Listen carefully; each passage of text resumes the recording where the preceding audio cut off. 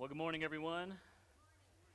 Good seeing you all here today, especially as Pastor Angela said on this losing an hour of sleep day is kind of what I call it, right? But if I have not had the privilege of meeting you, my name is Cody. I'm one of the pastors here, and we are gearing up for Easter. Only a few weeks away, greatest day in history, the day we celebrate not just once a year, but every single day as followers of Christ. But really, on that day, we gather together, and people all over the world gather together on that day because they recognize there's something important, something significant about Easter Sunday.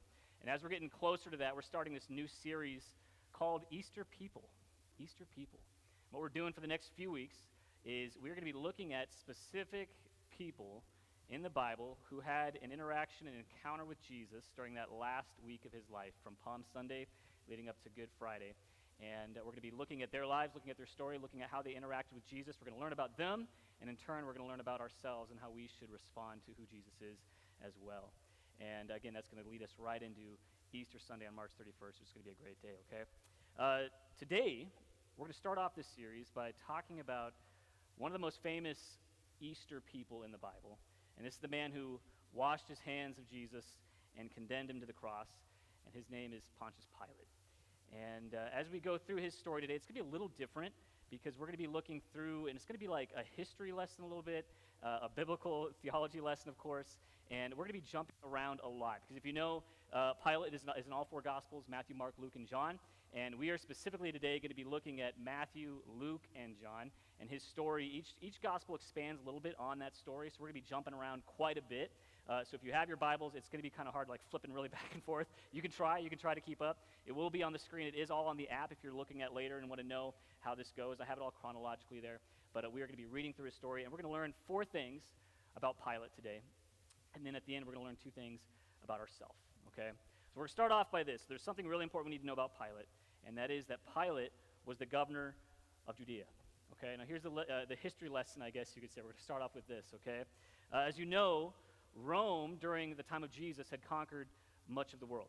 Okay, they basically conquered everything. They owned everything. People were under Roman rule. And what they did back in those days was that when Rome conquered a city or a territory or a nation, they wanted to make sure that those people stayed under their control. Because if you really expand really fast, it's really easy for outlying areas to all of a sudden revolt, get away, and they didn't want that to happen. So what they would do is they would keep a military presence in those places all the time, and they would appoint a governor to oversee that area.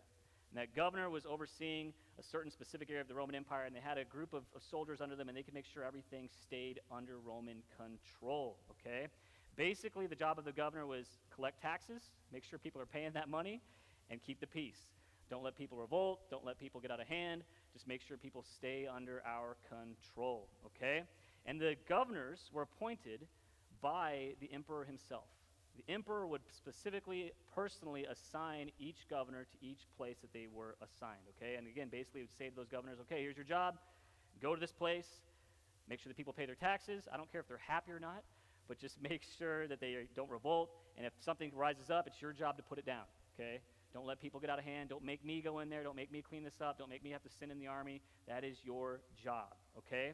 And usually, as I said, the Roman governor had a few thousand troops under his control. They could handle little small things if that rose up, but if something got out of hand, they had to call in the big guns. They had to contact the emperor and say, send the army. These people are revolting. We need your help. And that was a big no-no as a governor. You did not want to have to contact the emperor, because if you contacted the emperor, that means you were not doing your job. Your whole job is to keep the peace, to make sure people paid their taxes, didn't get out of control. And if the governor had to get involved, usually you lost your job, and you could even lose your life. You don't want to go to the emperor because he might get mad and he might chop off your head, get rid of you because you did not do your job, okay? Now, Pilate was actually personally appointed by the Emperor Tiberius in AD 26, and history shows us that Pilate was a pretty tough, ruthless guy. The Jews did not really like Pilate. Pilate didn't really like the Jews. He had no problem.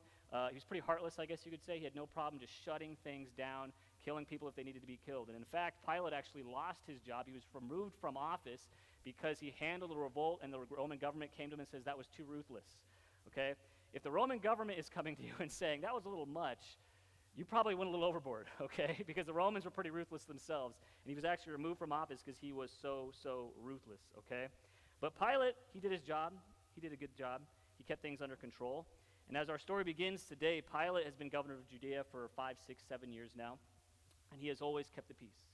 Things have been good. No crazy revolts, no crazy riots. He hasn't had to go to the emperor. It's been okay. But now, it is Passover time in the nation of Israel. And during Passover, thousands and thousands of Jews would travel to Jerusalem to celebrate that festival, to celebrate how God freed them from Egypt, how God set them free as slaves. And they would swell into that city. And normally, historians say that Jerusalem had a population of around 40,000 people. But during Passover, that number could go up to 400,000, 500,000. Some historians say it might even get up to 1 million people. So just tons and tons of people pouring into Jerusalem to celebrate the Passover. Big crowds, okay? And big crowds make the Romans nervous because the Romans know we've conquered these people, and when a bunch of people get together that we have conquered and they all get united in one thing and they're all celebrating one thing, that leads to people getting ideas, and that leads to people maybe thinking, maybe we can riot, maybe we can revolt, we're all here, we're all united. So it wasn't a good thing, okay? So Pilate usually had his palace in the city of Caesarea, which is on the west coast. That's where he was situated, that's where he governed. But every year, during Passover, he would leave his palace and he would head to Jerusalem. And he would stay in Jerusalem because that's where everybody was gathering, and he needed to make sure he was there to keep the peace. And he never traveled alone. Whenever he showed up, he had his horses, he had his chariots, he had all of his soldiers. He's putting on a show saying, hey, you're here, but guess what? The Roman government is here too. And if you try to do anything, you try to get out of hand, we will shut you down fast. Don't even think about it, okay? So Pilate comes into Jerusalem from the west, probably around the same time that Jesus and his followers are coming into Jerusalem from the east on Palm Sunday. And I don't know how much Pilate knew about Jesus, but I know that he knew of Jesus. And we know this because that was his job, right? His job is to know what is going on in the area that he is governing, okay? So I'm sure he'd heard of Jesus. I'm sure he knew that the Jewish leaders, the chief priests, the Pharisees and Sadducees, they didn't like him. I'm sure he had heard rumors of his miracles, and I'm sure that he knew that there was a lot of people starting to follow him, and he was getting big, because that was his job, again, to know these things, okay? And a few days after Pilate enters Jerusalem, Jesus is there, and Jesus is arrested. He's betrayed by Judas. His disciples abandon him. Jesus is taken to court, and he is standing before the chief priests and the teachers of the law, and these guys are desperately trying to find a reason to get rid of Jesus because they don't like what he is doing. And here's what happens in Matthew chapter 26. It says this: the high priest said to Jesus, I demand, in the name of the living God, tell us if you are the Messiah, the Son of God. Jesus replied, you have said it, and in the future you will see the Son of Man seated in the place of power at God's right hand and coming on the clouds of heaven. And then the high priest tore his clothing to show his horror and said, blasphemy! Why do we need another witness? You have all heard his blasphemy. What is your verdict? Guilty, they shouted. He deserves to die. So blasphemy, according to the Jews, was punishable by death. And that's really what they wanted for Jesus. They didn't want a fair trial. They wanted an execution. They wanted to get rid of him. They wanted to kill him. So they try to find any way they possibly can to kill Jesus. And he says, well, I'm the Son of God. They say, that's it. Blasphemy, you deserve to die. There's one problem. The Jews were not allowed to kill anyone. They were allowed to condemn a person to die, but the Romans, it says that you're not allowed to kill anybody. If you want to kill somebody, you got to come to us. And we're the ones who kill people because we are the ones who've conquered you. We're the ones who do that, okay? So, in order to put Jesus to death, Pilate had to agree to it because he is the governor of Judea. So very early in the morning, probably around 6 a.m., they bring Jesus bound up like a criminal to Pilate. They knock on his door. And this is exactly what Pilate doesn't want. It's 6 a.m. It's the biggest festival of the year. Tons of people in Jerusalem. And all of a sudden, there's this big crowd at his door, okay? And again, his job is keep things under control. Don't let people get out of hand. Don't let a riot start. Don't let a revolt happen, okay?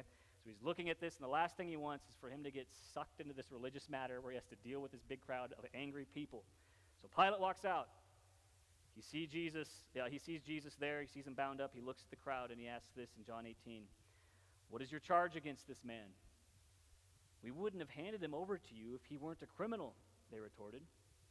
So I love Pilate because he is a guy who gets right to the point. Okay, no nonsense guy. He's like, okay, what's the deal? Why is he here? What are you doing? Okay. And the Jews, they didn't want to give a direct answer. They gave a non-answer, right? He says, what's the charge against this man? They said, well, we wouldn't have brought him here if he wasn't a criminal. Is that an answer? Not really, right? Basically, they're saying he's a criminal. They didn't say what he's done, okay? Because there was no Roman law against blasphemy. The Romans don't care. They don't care about their God. They don't care about anything. They say, there's no law against that. We don't care. We're not going to put a man to death. So that's a Jewish matter, right? They couldn't say, well, he's the Messiah, because then Pilate would say, well, get out of here. I don't care. I don't care what you have to say. Pilate didn't like the Jews. He didn't understand the law. He didn't want to be dragged into that debate, right? So they knew that. So their answer is, he's a criminal. So then Pilate says this, well, then take him away and judge him by your own law. Because again, that's what they're supposed to do. I don't care. That's not my place. That's not my job, right? I want nothing to do with this. So the Jewish leaders, they come up with something real quick, and they say this, well, this man has been leading our people astray by telling them not to pay their taxes to the Roman government, and by claiming he is the Messiah, a king. So the Jewish leaders are pretty smart here, because now they've made it Pilate's problem, because they've just accused Jesus of not paying taxes and encouraging others to not pay taxes. And basically what he's saying is this guy is kind of trying to lead a revolt against the Roman government and against you. So you need to deal with this. So now Pilate is like, okay, now this is my problem. This man is leading maybe a revolt. He's not paying taxes, encouraged others to not pay taxes. I've got to deal with this. So here's what Pilate does. Then Pilate went back into his headquarters, and he called for Jesus to be brought to him. Are you the king of the Jews? He asked him. So again, Pilate, right to the point. Are you doing what they're saying you're doing? Are you leading a revolt? Are you claiming to be king? And Jesus replied, is this your own question, or did others tell you about me? Am I a Jew? Pilate retorted. Your own people and their leading priests brought you to me for trial. Why? What have you done? Jesus answered, my kingdom is not an earthly kingdom. If it were, my followers would fight to keep me from being handed over to the Jewish leaders. But my kingdom is not of this world. So Pilate asked, so you are a king? Jesus responded, you say I am a king. Actually, I was born and came into the world to testify to the truth. All who love the truth recognize that what I say is true. What is truth? Pilate asked. So this is Pilate's most famous question. What is truth? What is truth? And I kind of wonder, why did Pilate ask that question? Was he genuinely wanting to know the answer? Was he really seeking, hey, I want to know the truth? Was he handling this philosophically, basically like people do today? Well, what is truth? There is no such thing as truth. It's all, relative. There's no absolute truth. Was he mocking Jesus? We don't know. But what we do know is this, that at that moment, Pilate was staring at truth incarnate. He was looking truth in the face. This was the moment where Pilate is standing closer to the truth than he would ever stand again in his lifetime. And he had no idea. He didn't even realize it, that he's looking at Jesus, the truth. But nonetheless, after interrogating Jesus, Pilate recognizes and realizes this guy hasn't done anything wrong. He's innocent. And he wasn't leading a revolt. So Pilate's saying, okay, I'm going to go back to the Jewish leaders. And this is what Pilate says. He says, I find nothing wrong with this man. And then they became insistent. But he is causing riots by his teaching wherever he goes, all over Judea, from Galilee to Jerusalem. Again, those riots, right? Well, I have to deal with riots. I got to be pulled into this. But Pilate hears this, and he says, oh, wait, he's a Galilean. And when they said that he was, Pilate sent him to Herod Antipas, because Galilee was under Herod's jurisdiction. And Herod happened to be in Jerusalem at that time. So again, we see it. Pilate, he wants nothing to do with this, right? He wants nothing to do with Jesus. He wants nothing to do with these people. He wants nothing to do with everything that they're trying to do, and he's trying to give it off to somebody else. So he goes, okay, wait. Oh, he's from Galilee. Herod's in charge of Galilee. Let me send him to Herod, okay? Herod oversaw Galilee, and if you remember, Herod is actually the one who beheaded John the Baptist, okay? So if people had a problem, they would go to Herod, and if it went past Herod, it would go to Pilate. So he says, okay, you overstepped, go to Herod. Herod will deal with this mess. I won't deal with it, okay? But there's a problem, because they take him to Herod, and the Bible says that Herod talks to Jesus, and Herod can't find anything wrong with Jesus either. He says, this man's innocent, there's nothing wrong with him. So he sends him back to Pilate just a few hours later. No matter what Pilate does, he can't get rid of the situation. He's going to have to deal with it, and he has Jesus at his doorstep once again. So Pilate calls together the Jewish religious leaders, and he announces his verdict once again after he has talked to him, after Herod has talked to him, and he says this. He says, you brought this man to me, accusing him of leading a revolt. I have examined him thoroughly on this point in your presence, and I find him innocent. Herod came to the same conclusion and sent him back to us. Nothing this man has done calls for the death penalty. So I will have him flogged, and then I will release him. So here's something else we know about Pilate in this story. We know this, that Pilate knew that Jesus was innocent. He knew, beyond a shadow of a doubt, that Jesus was innocent. Again, Pilate was a ruthless man who had no problem killing people if they needed to be killed, putting down people if they needed to be put down. He's looking at Jesus and says, I can't. There's nothing wrong with this man. He is innocent. I know it. And I do not want to kill an innocent man. But in order to appease the crowd, because again, he doesn't want a riot to form, he doesn't want a revolt to happen, he's saying, well, I'll have Jesus flogged. I'll just hurt him a little bit. Maybe if I hurt him a little bit, then the crowd will be happy, they'll go away, and I won't have to do anything more. But the crowd, they start screaming, and they say, we want Jesus dead. That's not enough. We don't care if you hurt him. We want him killed, dead, gone. And now it is starting to get a little bit out of control because this all crowd is unifying together. They're screaming at Pilate. It's starting to get a little crazy. And again, what is Pilate's job? Keep things under control. Don't let things get out of hand. So now Pilate is stuck. The crowd wants Jesus dead. He doesn't want to kill an innocent man. So what is he supposed to do? And suddenly Pilate has this bright idea. It's like a light bulb goes off in his head and he goes, okay, I know how to handle this. Okay, I know what to do. Because there was a custom in the Roman tradition and Jewish tradition that the governor every year would release one prisoner during Passover to the Jews. It was kind of a good PR boost, you could say. Okay, it was like the one thing that Pilate did, one thing the Roman government did that the Jews liked. Okay, you're going to release somebody that you've arrested that maybe was arrested unjustly, they felt. You release them to us, and it kind of makes everybody happy. Okay, so Pilate is thinking, okay, you know what? I can diffuse this really nicely because I can declare that Jesus is guilty, and I can say he's a criminal, but then I can offer them two choices, and they can choose who they want to pick to be released to them. And I'll make it where it's very obvious who they should pick. And he says, okay, I'll offer this man Barabbas to be released, or Jesus. And if anybody looks at that, we would naturally choose Jesus because Barabbas was basically the definition of like a bad guy. Okay, he was a thug, he was a criminal, he was a terrorist, he was a murderer. Nobody in their right mind would want a murderer or a terrorist released back into their community. So he's like, this is going to be so simple. I'll offer them Jesus or offer them Pilate. Obviously, the people would rather pick the man who loves people and heals people than the guy who is a terrorist and a murderer. So nobody's going to pick Barabbas. They're going to pick Jesus to be released, and I'll be good. I'll be fine. This will be all fixed. So he asked the crowd that simple question. He says, which one do you want me to release to you? Barabbas or Jesus, who is called the Messiah? And evidently, the crowd didn't answer very quickly. They milled around for a moment, okay? And as the crowd is thinking about it, Pilate actually receives a message from his wife. He's standing there, he's waiting for the crowd to give their answer, and he receives a message from somebody, from his wife. And his wife says this to Pilate, leave that innocent man alone. I suffered through a terrible nightmare about him last night.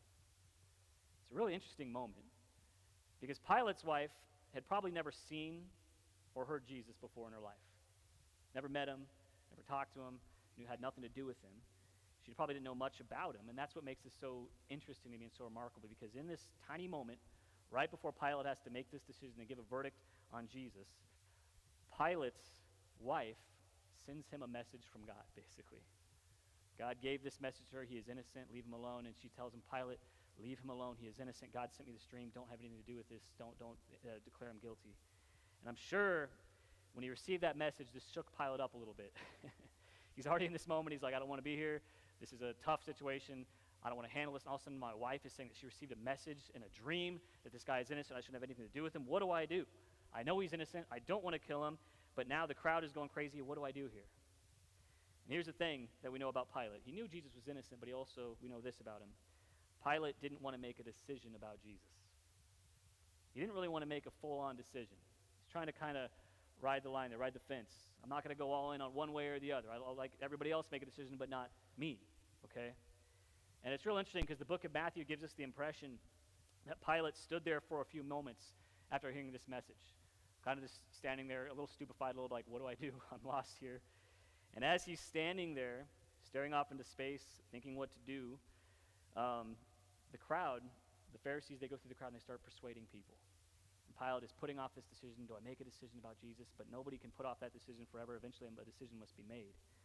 But as he's thinking, the crowd persuades, the leaders persuade the crowd. They say, you should pick Barabbas. Pick Barabbas, pick Barabbas, pick Barabbas. They're going through. And finally, after standing there for a few moments, Pilate asks the crowd again. He says, okay, hey, which of these two do you want me to release to you? And the crowd shouted back, Barabbas. And Pilate responded, well, then what should I do with Jesus, who is called the Messiah? And they shouted back, crucify him. Why? Pilate demanded. What crime has he committed? But the mob roared even louder, "Crucify him."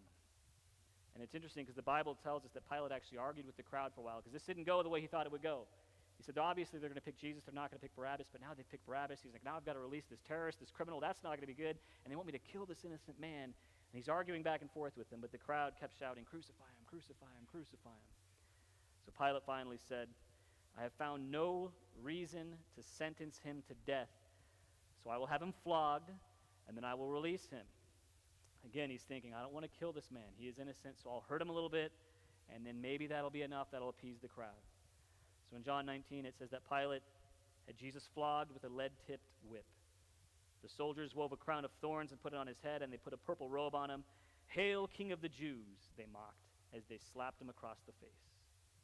Pilate went outside again and said to the people, "I am going to bring him out to you now, but understand clearly that I find him not guilty." And then Jesus came out wearing the crown of thorns and the purple robe. And Pilate said, "Look, here is the man." And when they saw him, the leading priests and temple guards began shouting, "Crucify him, crucify him." "Take him yourselves and crucify him," Pilate said. "I find him not guilty." And the Jewish leaders replied, "By our law he ought to die because he called himself the Son of God." When Pilate heard this, he was more frightened than ever. Pilate was nervous before because he knew Jesus was innocent. He doesn't want to kill an innocent man. But I think that after hearing that Jesus claimed to be the Son of God, this terrified him because he's beginning to realize this is not an ordinary man. There's something significant, there's something special about this guy, Jesus, and I definitely don't want to get into this. And in verse 9 of chapter 19 of John, it says that he took Jesus back into the headquarters again, and he asked him, "Where are you from?" But Jesus gave no answer. "Why don't you talk to me?" Pilate demanded. "Don't you realize that I have the power to release you or crucify you?" And then Jesus said, "You would have no power over me at all unless it were given to you from above. So the one who handed me over to you has the greater sin." And then Pilate tried to release him, but the Jewish leaders shouted, "If you release this man, you are no friend of Caesar. Anyone who declares himself a king is a rebel against Caesar." So again, these Jewish leaders are very smart and they know what they're doing. They basically just played their trump card because they just blackmailed Pilate saying, "Hey, if you release Jesus, then we're going to tell the emperor about it. And we're going to tell him that you released a guy who's leading a revolt, the man who claims to be king, and he will not be happy about that." And history tells us again that Emperor Tiberius, he was not the best boss to work for. He was pretty ruthless himself, and he had no problem, again, removing somebody from office who he thought shouldn't be there, and then he began punishing that person by death. He would not like, again, receiving a bad report on one of his governors, and he would deal with that quickly and swiftly.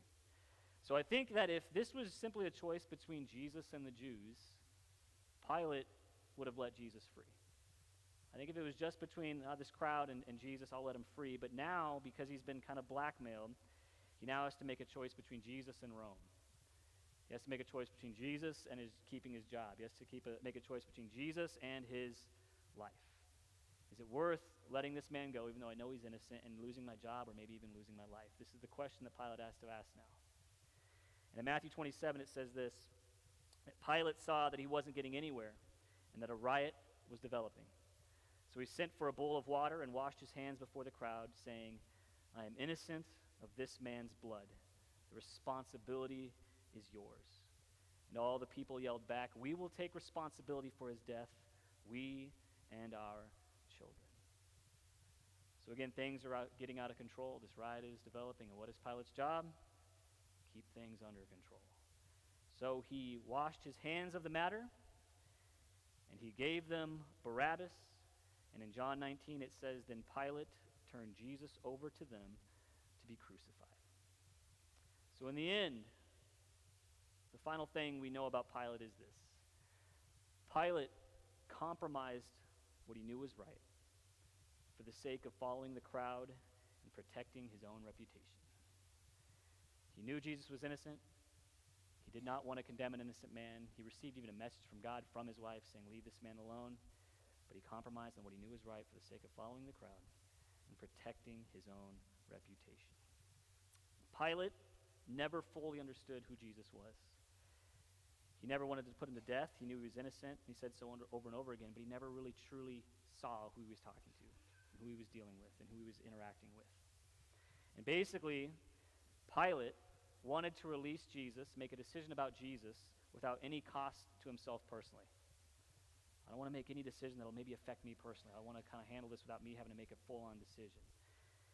You want to make a personal stand.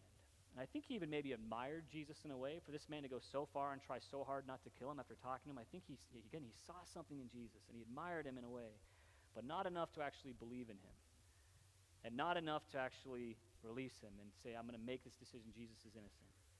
So he finally gave in to that public opinion, that public pressure, and he sentenced Jesus to die. And that last moment, again, probably his most famous moment, he takes that bowl of water, he washes his hands, and he's basically saying, I'm innocent of this. He is innocent, and so am I. It's all on you. But the problem is this. Pilate is guilty. Pilate is guilty, and all the water in the world can't wash away his guilt for what he has done. He is guilty of not doing what he knew to be right. He is guilty of selling out an innocent man to save his own job. And he is guilty of condemning a man he knows to be innocent to death. So Pilate's story is kind of one of those sad stories. And we're starting off this Easter series with kind of a downer one. Because I almost kind of feel bad for Pilate when you look at him. He's got this guy put in almost like a no-win situation. But he could have said, I choose to release Jesus. And I full-heartedly believe that if Pilate had said, Jesus is innocent, I choose to release him, then Pilate would have been free of this. Jesus still would have gone to the cross. He still would have died for our sins because that is what he came to do. But Pilate would have been looked at in a very different light than he is today. Pilate made the wrong decisions. So there's a few things we can learn from Pilate's story. The first thing is this. We must make a decision about Jesus. We must make a decision about Jesus. We live in a day and age now where many people are asking the same question that Pilate asked. What is truth? What is truth? What is true to you may be different than what's true to me. There is no such thing as absolute truth. Who are you to say what is true? Who am I to say what is true? Just do what you want. What does it matter, right? But Jesus gave us the answer to that question, what is truth? In John 14:6, he said this, I am the way, the truth, and the life. No one can come to the Father except through me. So when that question is asked, what is truth? The answer is Jesus. Jesus is the truth. He is the way. He is the life. And no one can come to God except through Jesus. He's the only way to heaven. And after hearing that, we all have to ask ourselves the other question that Pilate asked. What should I do with Jesus? So Pilate asked the crowd, well, what should I do? And Pilate, that decision was up to him, but he's trying to have other people make it for him. And the same is true for you. That is a question that you alone must answer.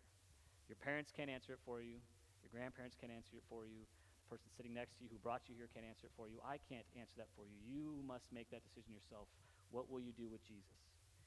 Are you going to choose to follow him and say, I believe he is God, I believe who he is who he says he is, and I'll make him Lord of my life? Or are you going to maybe be like Pilate and say, I'll just wash my hands of the matter and I'll try to stay on the fence, I'll never make a decision, I'll let everybody else do their own thing?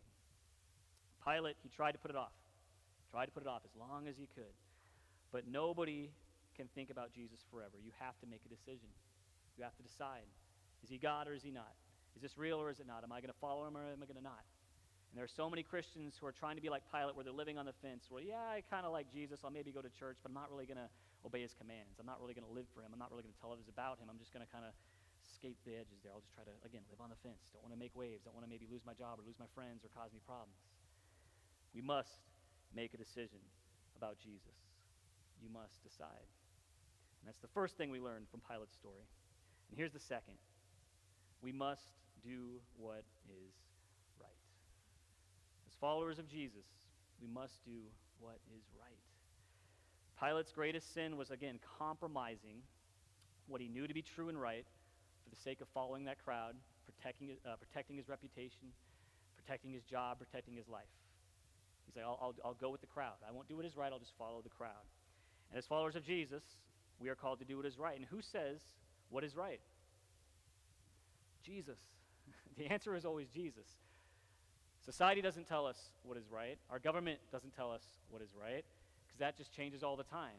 But Jesus is the same yesterday, today, and forever. And Jesus is the one who tells us what is right. And we can all testify to this. Following the commands of Jesus is not always the popular thing. In fact, it's very unpopular. There are many people who look at the Bible, look at Christians, and look at people who actually try to do what Jesus says and says, you are ignorant, you are just awful people, you're horrible, you should do what society says you should do. And God makes it very clear that we are not to compromise on what is right. That is not who we are called to be. We are not to compromise on what is wrong. We call sin, sin, and we do what is right. That is what we are called to do. We are to be people of integrity who follow God's instructions. We are to be people who obey God's laws. We are to be people who walk God's path no matter what, and we keep his commandments, and we never compromise on what is evil. That is who we are called to be. But again, I see so many of us, so many Christians, who compromise what they believe for the sake of following the crowd, protecting their reputation, not making waves. So I don't want to cause a problem. I'll just let them do what they'll do, and I'll even maybe start believing that things that are wrong are actually right, and things that are right that are actually wrong. The Bible says that we are the salt and light of the earth. As salt, we are here to preserve the world from moral decay. That is why we are here, to speak truth in love into the situation and call things that are evil, evil, and say this is how we are called to live. As light, we're here to push away that darkness and shine brightly for Jesus. That is why we exist on this planet, to be the salt and light of the earth. And we cannot do that if we are compromising and becoming like the world around us. If we're like everybody else, we're no different than the world. So there will come a time where you will have to choose between following the crowd or following Jesus. When you're a student, when you're a kid, when you're at school, it might be, if I follow Jesus, my friends will think I'm weird, they'll leave me, right? You might be at a point where you're older and you're maybe looking to get married, and somebody you like or somebody you love, they don't follow Jesus, and they're like, I won't marry you if you really love Jesus. If you're really going to be that church guy or that church girl, I'm not going to do it, and you have to make a choice. You might be in a job where they're asking you to do things that aren't right, and you say, well, if I do what is right, they're going to fire me, and I'll have to get a new job. What am I going to do, right? You may even get to a point, and I hope you don't, where somebody is saying, I will kill you unless you renounce Jesus. And this is happening all over the world to other Christians, our brothers and sisters in other parts of the world. I will kill you unless you renounce Jesus. You'll have to make that decision. You can't be like Pilate and say, well, I'll just wash my hands of this and give in and do what anybody wants me to do, what the world wants me to do, because that is not what God has called us to do. We have to make a decision on Jesus. We are called to do what is right as followers of him. Let's stand together, please. We've heard from God's word, this story about this man Pilate. We've learned how we handled the situation. We've looked at ourselves, and maybe we've learned some things about ourselves too. And we have some people right now who are heading to the sides of the auditorium, and they're always there to pray with anybody here who needs prayer for anything, whatever it may be. But the first thing I want to ask for anybody who's here today or watching online or wherever you're at, if you have not made a decision about Jesus, I'm going to encourage you to do so today. You've heard the truth. Jesus is God, is what the Bible says. He said it as well. And he said, I am the way, the truth, and the life, and no one comes to the Father except through me. Jesus is the only way to be saved. He's the only way to heaven. He's the only way to have a right relationship with God. If you want to make that decision and say, okay, I choose to believe that Jesus is God, what you do, the Bible says, is that you say, Lord, Jesus, I believe you're God. I believe you died. I believe you rose again, and I make you Lord of my life. And that is the most important decision you can make. And that is the first and the greatest thing that you need to decide is I choose to follow Jesus. Make a decision. You can't be like Pilate and ride that fence. You got to choose one side or the other. All in or all out. It's up to you. But if you're here today and you'd like to make that decision, that's what these people are there at the sides for. You can make that decision right where you're at, but tell somebody about it. Come talk to me afterwards. Come talk to the person next to you. Tell them, hey, I choose to follow Jesus today. That is the first and most important thing. For the rest of us, we might be already followers of Jesus, but we're realizing that we're acting a little bit like Pilate in our lives, where we are compromising and doing things that are wrong. We're compromising and we're allowing things to happen in our homes or our jobs or even maybe personally, and we're saying that's not right, but I'm just doing it because I don't want to make waves, I don't want to upset my family, I don't want to upset my boss, I don't want to upset my friends, and I'm just going along with what they're doing. If that's true, if that is you today, you have a decision to make too, where you can say to God, God, today that is no longer going to be me. I will be a person who walks in integrity and walks in your path. I will do what you have called me to do, and I will live the life that you have called me to live. And as for me and my house, we will serve the Lord, and I will be the salt and the light of the earth that you have called me to be. And if that is you, and that's all of us, we've all called to be those things. And let's take some time and let's seek Jesus. Say, God, give me the courage, give me the boldness, give me the strength to do what is right when it is difficult. Because God, don't get me wrong, I know it's difficult. It is hard to do what is right in a world that is doing wrong. We are called to do that. So let's spend some time right now. Again, if you need prayer for whatever, get to the sides. These people are there to pray with you. If you want to come to the altars and pray and seek Jesus on your own, do that. If you want to pray at your seats, do that. But we're going to take some time to just worship Jesus, seek him. We're going to make that decision to go all in and say, Jesus, you're Lord. I'm going to live for you, and I'm not going to compromise on anything else. I'm all in.